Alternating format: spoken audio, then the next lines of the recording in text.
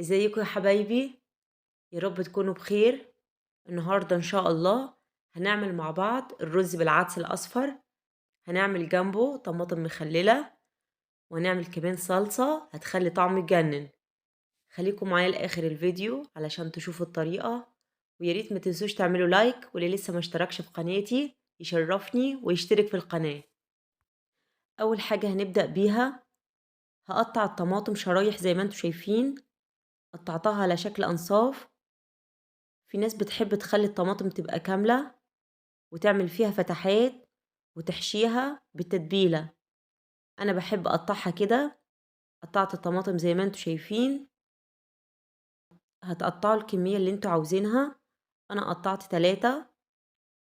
عندنا كمان فلفل أخضر رومي وفلفل حار، وعندنا كمان توم. هتحطوا الكمية اللي انتوا عاوزينها سواء من الفلفل أو من التوم. ممكن تاخدوا الفلفل مع التوم وتفرموهم ناعم جدا في الكبة، وتبدأوا تتبلوا بهم الطماطم. باحب أعمل الحركة ديّة لمّا باعمل البتنجان المخلل، لكن في الطماطم المخللة باحب أحس بطعم الفلفل، علشان كده مش بافرمه ناعم، باقطّعه مكعبات صغيرة زي ما أنتم شايفين. قطّعت الفلفل الحامي، ودلوقتي هاقطّع الفلفل الرومي.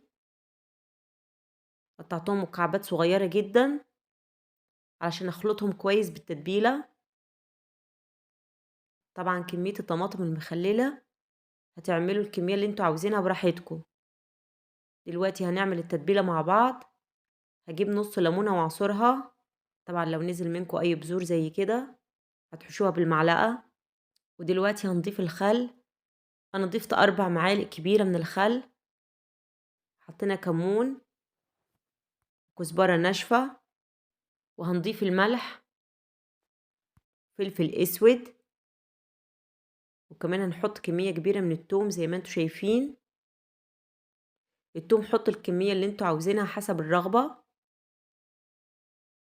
ودلوقتي هنضيف الفلفل مكعبات، وهنقلب الخليط كويس. مش محتاجين نضيف مَيّة أو أي حاجة، لأن لمّا هنحط الطماطم هتنزّل المَيّة بتاعتها. دلوقتي حطينا الطماطم، وهنبتدي نقلّب شرايح الطماطم بالتتبيلة الجميلة اللي إحنا عملناها، ونقلّب بالراحة علشان الطماطم ما تتهريش وتتكسّر معانا. ونخلّي بالنا لمّا نعمل الطماطم المخلّلة نحاول نختار الطماطم تكون جامدة، ما تكونش مهرية أو طرية. دلوقتي هنسيب الطماطم في التتبيلة هتقعد شوية لغاية ما نخلّص وصفة العدس بتاعتنا. عندنا بصلة متقطعة مكعبات، والتوابل بتاعتنا بسيطة جدًا. هنستخدم كمون، فلفل أسود، وملح.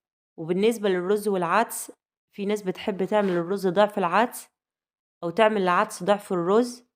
أنا جربت أكتر من طريقة، واللي ضبطت معايا إني أخلي العدس نص كمية الرز.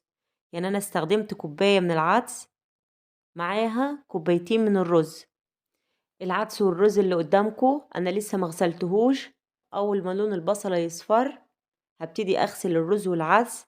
ما نغسلوش يا جماعة من الأول علشان ما يعجنش معانا.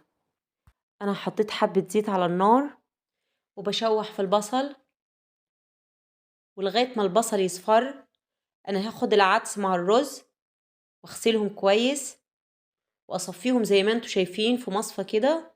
ضروري جدا يصفوا كويس من أي مية موجودة فيهم. هرجع للبصل اللي عندنا. خلاص كده البصل اتشوح معايا وبدأ لونه يغير زي ما انتوا شايفين. هحط العدس مع الرز. والخطوة اللي جاية دي مهمة جدا.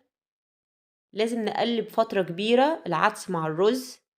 عاوزينه يتغلف كويس بالزيت.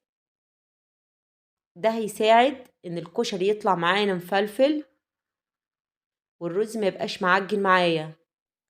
عاوزة اقول لكم ان اول مرة اعمل النوع ده من الكشري طلع معايا معجن وطعمه كان وحش جدا.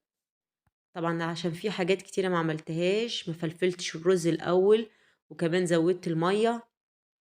بس فضلت وراه لغاية ما عملت الطريقة المظبوطة مش عيب إننا نغلط، أهم حاجة إننا نتعلم.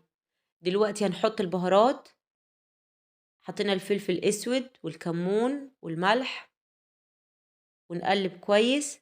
وفي الوقت ده يا جماعة أنا نسيت أقول لكم إن إحنا لازم نبقى حاطين مية تغلي على النار علشان الكشري ما ياخدش معانا وقت في السوا، وكمان يطلع معانا مظبوط. نقطة مهمة جدا دي وتفرق صدقوني. ودلوقتي الرز جاهز علشان نضيف المية المغلية. المية ما تبقاش كتيرة، يدوب تغطي الرز زي ما بنعمل كده الرز العادي. المية تغطي بمقدار بسيط والنار تبقى عالية. أول ما الرز يغلي كويس ويشرب المية بتاعته هنبتدي نهدي النار. دلوقتي هنغطي الحلة ونروح دلوقتي علشان نعمل حاجة تانية جنب الكشري. هنجيب فصين من الثوم المفروم مع شوية زيت على النار. أول ما يبقى لونهم ذهبي هننزل عليهم كوبايتين من عصير الطماطم. أنا بجهز دلوقتي الصلصة اللي هنقدمها جنب الكشري. هضيف فلفل أسود، كزبرة ناشفة، وكمون، وسكر، وهنضيف كمان الملح وهنقلب كويس. في حاجة كمان هنضيفها، ممكن نضيفها دلوقتي وممكن نضيفها بعد ما شوحنا التوم على طول، وهي الخل. هنضيف معلقتين من الخل، هتدي طعم جميل جدا للصلصة. هنقلب الخليط كله وهنسيب الطماطم لغاية ما تتسبك. ودلوقتي هنشوف الرز أخباره إيه. خلاص كده الرز شرب المية بتاعته. هقلبه، نقلبه بالراحة كده علشان التسوية كلها تبقى واحدة، لأن غالبا بتواجهنا مشكلة إن الأجزاء اللي تحت تبقى استوت أكتر من السطح اللي فوق. فاحنا نقلب الرز كويس علشان ياخد التسوية المظبوطة. ودلوقتي هنهدي النار خالص ونغطي الحلة ونسيب الرز لغاية ما يستوي تماما. ودلوقتي هنشوف الصلصة خلاص قربت تتسبك. دي حاجة اختياري، لو حابين تضيفوا شطة للصلصة حاجة ترجع لكم. هنقلبها كويس، نسيبها شوية كمان لغاية ما تتسبك. وده منظر الصلصة بعد ما اتسبكت. شايفين القوام بتاعها تقلي ازاي، وكمان لونها جميل وطعمها اكتر من رائع. نروح كمان نشوف الرز بالعدس الاصفر. خلاص كده ما شاء الله استوى وتمام. اديله تقليبة كده بالراحة وهطفي عليه النار وهغطي عليه. ونبدأ دلوقتي نجهز علشان نغرف الأكل بتاعنا.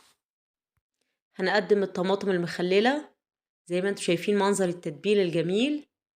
أنا رصيت شرايح الطماطم وهبتدي الأجزاء الباقية من التتبيلة هحطها كده على سطح الطماطم زي ما انتوا شايفين المنظر يا جماعة. حاجة شكلها حلو جدا وكمان الطعم يجنن.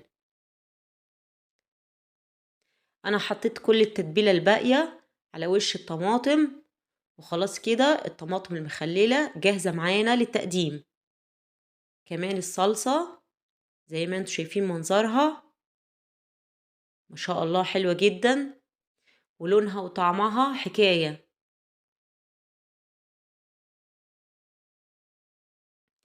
ودلوقتي هنبتدي نغرف الكشري الاسكندراني الجميل او الرز بالعدس الاصفر اللي انتوا شايفينه معايا. الرز شايفين مفلفل ازاي، العدس مش معجن. طبعا علشان عملت الخطوات مظبوطة وان شاء الله تعملوها زيي وهيطلع من ايديكو احلى كمان من اللي انا عملته. حبيت احط على وش الكشري من فوق بصل محمر هيديله طعم جميل وكمان شكل جمالي. وبكده غدا النهاردة جاهز معانا الكشري الاسكندراني مع الطماطم المخللة والصلصة المشطشطة الجميلة. لو عاوزين تقدموه جنب بيض مسلوق أو بطاطس محمرة ده حاجة ترجع لكم، بس أنا حبيت أقدمه النهاردة جنب الحاجات الجميلة دي اللي تفتح النفس. ياريت تكون كل وصفات الاقتصادية اللي بحاول أقدمها الفترة اللي فاتت تكونوا استفدتوا منها، ولو محتاجين أي وصفة مني اكتبولي في الكومنتات وإن شاء الله هنفذها لكم. ما تنسوش تعملوا لايك للفيديو. مع السلامة يا حبايبي، أشوفكم إن شاء الله في فيديو جديد.